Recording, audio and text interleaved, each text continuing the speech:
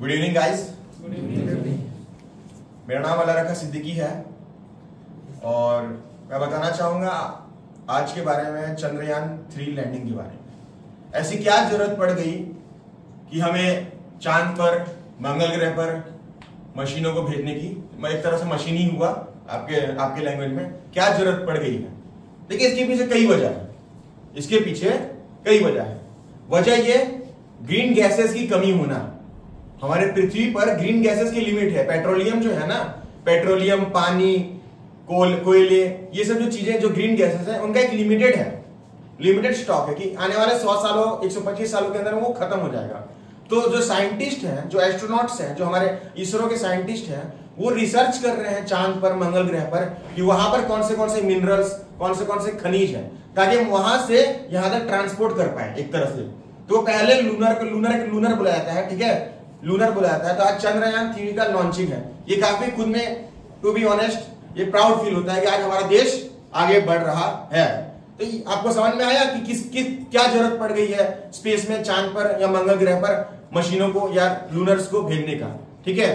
तो इसकी वजह यही है कि जो हमारी बढ़ती हुई पॉपुलेशन, बढ़ती हुई इकोनॉमी, इसके पीछे वजह है कि आज की डेट में पानी की कमी होना। पेट्रोल धीरे धीरे आने वाले दिनों में खत्म हो जाएगा। पेट्रोल जो है आने वाले कुछ दिनों में खत्म हो जाएगा। जो मिनरल्स है, जो खनिज है, डायमंड, गोल्ड, प्लेटिनम, लोहे, अब्रक, जितने भी चीजें हैं जो हमारी पृथ्वी से निकलती है, इस कारण की वजह से हमें दूसरे ग्रहों पर खोज करनी पड़ रही है। क्योंकि साइंटिस्ट को पता चल चुका है कि आने वाले 100 सालों 125 सालों के अंदर में जो हमारी पृथ्वी की गैसेस हैं, जो ग्रीन हाउस जिसको बोलते हैं, ग्रीन गैसेस, वो पूरी तरीके से खत्म हो जाएगी। तो फिर हम कहां से अपने आप को सर्वाइव कर पाएंगे, ठीक है। तो इस सर्वाइवल को आगे लगातार जारी रखने के लिए हमारे साइंटिस्ट जो है, इसरो के साइंटिस्ट, वो लगातार खोज कर रहे हैं चांद पर, मंगल ग्रह पर कि वहां पर क्या क्या मिनरल्स है। जैसे अभी कुछ दिन पहले चंद्रयान 2 में पानी के कुछ स्रोत पाए गए थे, जिसको ड्राई वाटर बोलते हैं। ड्राई फेस में वाटर, मतलब लिक्विड रूप में नहीं, ड्राई, सूखे रूप में, सॉलिड रूप में, वहां पर कई तरह के मिनरल्स पाए गए। इसी कारण से चंद्रयान को लॉन्च 3 को भी लॉन्च किया गया। ताकि देखिए हर बार क्या होता है, जैसे चंद्रयान 2, चंद्रयान 1 जैसे लॉन्च किया गया, तो चंद्रयान 1 में कुछ मशीनें थी, फिर उसमें और एडवांस चीजें लगा के चंद्रयान 2 लॉन्च किया गया, और हाईटेक मशीनें। जैसे बोला जाता है ना कि पिछले साल से फोन इस साल का अच्छा होता है, ठीक है। तो इसीलिए जो साइंटिस्ट है हमारे, हर 2-3 साल में एक नया लूनर लॉन्च करने का वजह यही है।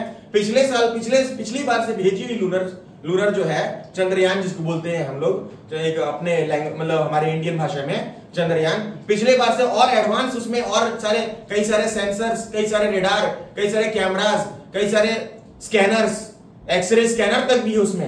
आपको पता होना, जो एक्सरे मशीन होती है ना, उतने छोटे में एक लूनर में सीटी स्कैन की जो मशीनें होती हैं, वो सारा, मतलब जो स्कैनिंग जो पार्ट्स होते हैं, वो चीजें सारा उसमें ऐड किया गया है। हर साल वो हर 2-3 साल में अपग्रेड करते हैं और फिर से लॉन्च करते हैं कि और मशीनें लगा करते हैं और क्या क्या चीज उसमें है।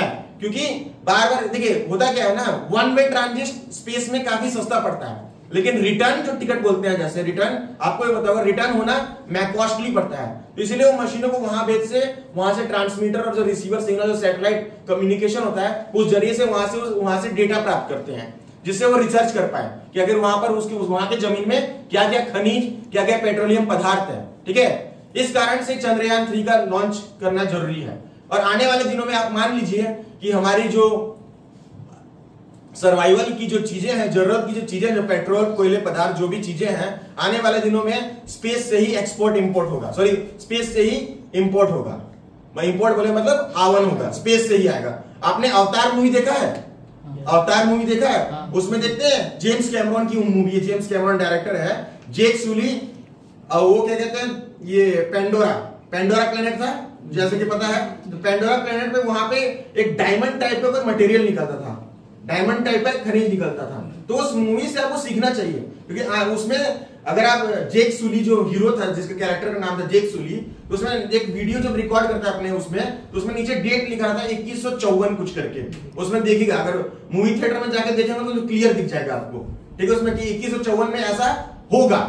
वो फिल्म की कहानी ये बतलाती है। वो साइंस फिक्शन मूवी है, लेकिन वो कहीं ना कहीं साइंस फिक्शन भी एक रियलिटी है। जो पहले हम लोग चीजें देखा करते थे पहले के फिल्मों में कि आने वाले दिनों में ये होगा, मोबाइल होगा, पहले फिल्मों में दिखाया जाता था। आज हो रहा है या नहीं हो रहा है? जो फिल्मों वाली चीजें हैं, सेम चीज समझ लीजिए कि जो फिल्मों में दिखाया जा रहा है हॉलीवुड या बॉलीवुड में, जो व्हाटएवर आई डोंट नो, जो चीजें दिखाया जा रहा है फ्यूचर के बारे में, वो चीजें जरूरी फिक्स है कि आने वाले दिनों में हमारा जो है, जो अर्थ ही सिर्फ एक प्लेनेट नहीं रहेगा रहने का, दूसरे ग्रह भी पर भी हम रहेंगे। जैसे आज अमेरिका, लंदन, जापान जाते हैं ना, उसी प्रकार से सर्वाइवल के लिए, कि एक एलॉन मस्क का कहावत है कि हम लिमिटेड, हमारी जो ह्यूमैनिटी है, हमारी जो इंसानियत, जो इंसान की जो अंतिम जो चीजें हैं, मतलब दूसरे प्लेनेट में ही होना चाहिए। इन केस कि आने वाले दिनों में पृथ्वी तबाह हो गई तो इंसान जो है वो कहीं ना कहीं ह्यूमैनिटी बचा रहना चाहिए, ताकि वो आगे और इंसानियत को बढ़ा सके। इस कारण से लोग आज बड़ी बड़ी कंपनियां, स्पेस एक्स, ब्लू ओरिजिन, जो इसके अमेज़न, जेफ बेजोस की है, स्पेस कंपनी प्राइवेट कंपनियां भी स्टार्ट हो चुकी है।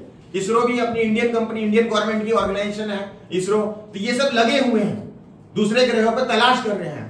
हबल टेलीस्कोप छोड़ा गया, जेम्स वेब छोड़ा गया टेलीस्कोप स्पेस में, ताकि कई लाइट ईयर का मतलब जानते हैं आप लोग? लाइट ईयर मैं बताता हूं, एक एक्सप्लेन करता हूं। लाइट ईयर बोले तो कि 1 सेकंड में 3 लाख किलोमीटर लाइट चलती है। 1 सेकंड में 3 लाख, जैसे टॉर्च जलाए ना, तो टॉर्च की डिस्टेंस को कवर करने में 1 सेकंड में 3 लाख किलोमीटर दूर जाती है। उसको लाइट स्पीड कहते हैं। लाइट स्पीड, जैसे बोलते हैं ना बुलेट ट्रेन की स्पीड 400 किलोमीटर स्पीड, वैसे एक स्पीड का भी नाम है लाइट स्पीड। तो कई जैसे 200 लाइट ईयर, 300 लाइट ईयर दूर की वो फुटेज कैप्चर करती है वो टेलीस्कोप, ताकि दूसरे ग्रहों पर भी छानबीन कर पाए कि हमारे अलावा भी और कोई दुनिया में जीव है कि नहीं। और ये हकीकत है, कहीं ना कहीं होंगी। एलियंस दिखाया गया अगर फिल्मों में, तो ये मान लीजिए, ये दावा है साइंटिस्टों का भी कि कहीं हम इस दुनिया में, इस ब्रह्मांड में अकेले नहीं हैं। ठीक है, अकेले नहीं है।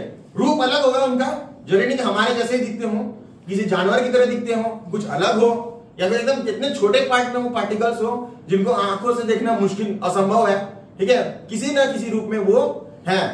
तो खनिजों का कमी होने के कारण, आर्थिक व्यवस्था को ठीक रखने के कारण स्पेस में रिसर्च लगातार हमारी जारी रह रही है। इसमें बहुत बड़ी उपलब्धि है। एक बार जोरदार ताली दो इसको।